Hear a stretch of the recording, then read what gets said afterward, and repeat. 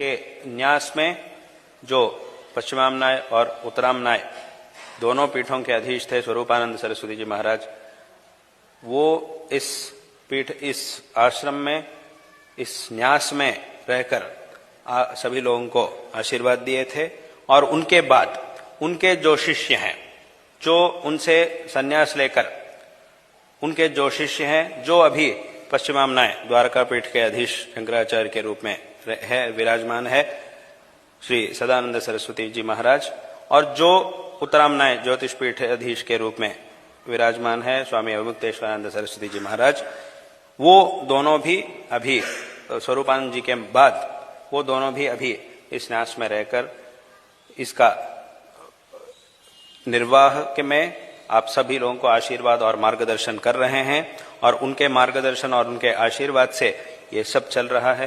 ये बहुत बहुत संतोषजनक बात है। स्वरूपानंद सरस्वती जी महाराज के सिर्फ 2 ही दंडी सन्यासी शिष्य हैं, उनसे दीक्षित शिष्य सिर्फ 2 ही है। एक है सदानंद सरस्वती जी महाराज और एक है अवमुक्तेश्वरानंद सरस्वती जी महाराज, और कोई भी उनके शिष्य नहीं है।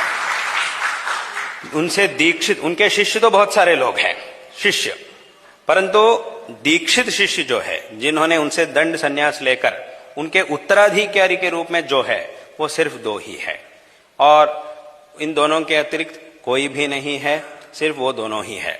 और इस बात को स्वयं स्वरूपानंद जी महाराज जी ने ही, जब हमारे गुरु जी से, हमारे गुरुदेव जो इस वर्तमान श्रृंगेरी पीठ के प्रस्तुत शंकराचार्य जी हैं, जगत गुरु श्री श्री भारती तीर्थ जी महाराज, उनसे उनका जब मुलाकात हुआ था, जब उनका मिलन हुआ था, उस संदर्भ में स्वयं स्वरूपानंद जी महाराज ने ही हमारे गुरु जी से कहा था कि ये हमारे 2 शिष्य हैं, इन दोनों में से सदानंद सरस्वती महाराज को हम द्वारका पीठ में हमारे उत्तराधिकारी बनाना चाहते हैं, और अवमुक्तेश्वरानंद जी को हम उत्तरामनाय ज्योतिष पीठ में हमारे उत्तराधिकारी बनाना चाहते हैं। ऐसा स्वयं स्वरूपानंद जी ने ही हमारे गुरु जी से कहा था। हमारा होने के बाद ये दोनों ही हमारे उत्तराधिकारी के स्थान में इन दोनों पीठों में आएंगे, शंकराचार्य बनेंगे, इन दोनों पीठों के शंकराचार्य ये दोनों बनेंगे।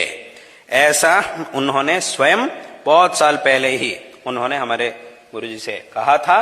तो उसी के अनुसार उनके बाद, स्वरूपानंद सरस्वती जी के महाराज जी के बाद, इन दोनों का भी पट्टाभिषेक महोत्सव हमारे गुरु जी ने करवाया।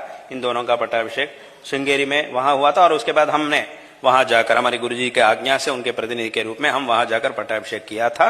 ये कार्यक्रम वहां संपन्न हुआ था।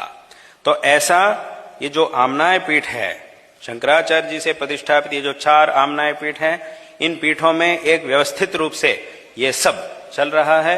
ये बहुत बहुत संतोषजनक बात है। परंतु सभी लोगों को सावधानता से रहना चाहिए कि ये जो परंपरा है, आमनाय पीठों की व्यवस्था है, ये जो परंपरा है, जिसके द्वारा पूरा भारत धार्मिकता और संस्कार इन दोनों से भी जुड़ जाता है, ऐसी एक व्यवस्था है 4 आमनाय पीठों की स्थापना।